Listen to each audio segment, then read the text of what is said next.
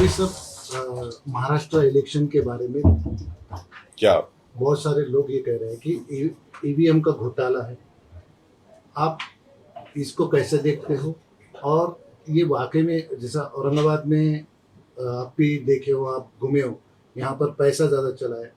क्या आपको लगता है क्या रीज़न है जो इतना लैंड इसके ऊपर जीत के आई है बीजेपी? रिजल्ट आया नहीं, एक तो ये कि एक वीडियो आप तमाम ने देखा कि पोलिंग के दिन एक बीजेपी के नेता के तरफ में कम से कम 100-150 महिलाएं खड़ी हुई हैं और अपने हाथों से पैसे बांट रहे हैं।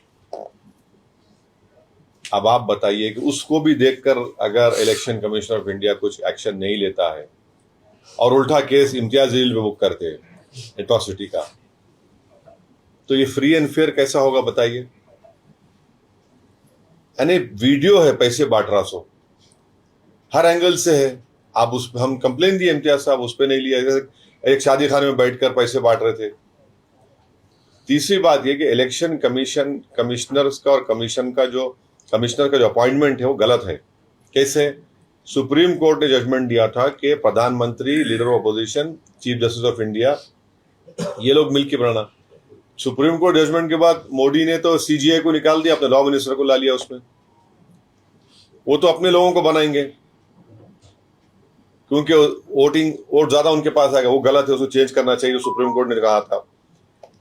चौथा ये है कि वीवीपैट का 100% काउंटिंग होनी चाहिए।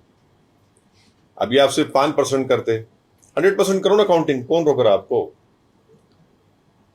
बैलेट पेपर और देखिए, छठी बात यह है कि अगर कोई चुनाव में कोई बोलेगा धर्म युद्ध, कोई बोलेगा वोट जिहाद, उस पर भी कार्रवाई नहीं होती है। कोई बोलेगा फतवा या भगवा। अब जो फतवा दिए उनको तो आप लोग भूल गए, उनके पास जा रहे ही नहीं आप, उनके पास जा रहे नहीं आप लोग। तो ये तो ठीक नहीं है ना। तो इलेक्शन फ्री एंड फेयर होनी चाहिए।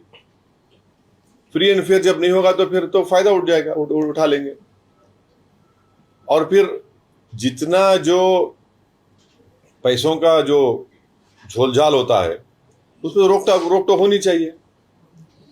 रोक टोक ही नहीं हो रही। कोई खड़े होकर पैसे बांट रहा है पोलिंग के दिन।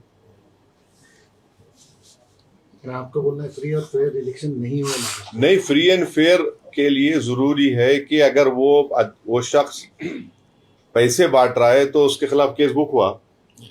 केस भी बुक नहीं हुआ उसके खिलाफ, उसके आप ना इंक्वायरी ऑर्डर करते, ना आरओ बोलता है कुछ। भाई आरओ क्या कर रहा है? औरंगाबाद सेंट्रल का आरओ,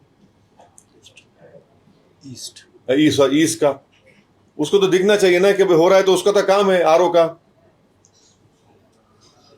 आरओ साहब क्या किए? आरओ साहब कुछ नहीं किए। सीओ साहब का काम था, ईसीआई का काम था, कुछ नहीं हुआ है। अब ये जो डिबेट हो रहा है कि ईवीएम चाहिए या बैलेट पेपर चाहिए, क्या चाहिए, ये डिबेट अब देखेंगे आगे क्या होता है। मगर इलेक्शन कमिश्नर्स के अपॉइंटमेंट में जो प्रेजेंट बिल, जो कानून बनाया गया मोदी सरकार तरफ से, गलत है। उसको सीजीआई को रखना चाहिए। सीजीआई को उसको निकाल दिया, लॉ मिनिस्टर को रख दिया आपने। अच्छा, वो तो फाइनल, उससे पहले एक कमेटी है, उसमें भी लॉ मिनिस्टर है। एक कमेटी है जो सेलेक्ट करता, एक कमेटी है जो फाइनल करके भी, जो पहली कमेटी में लॉ मिनिस्टर है, गवर्नमेंट का है ना, वो तो एग्जीक्यूटिव का आदमी है।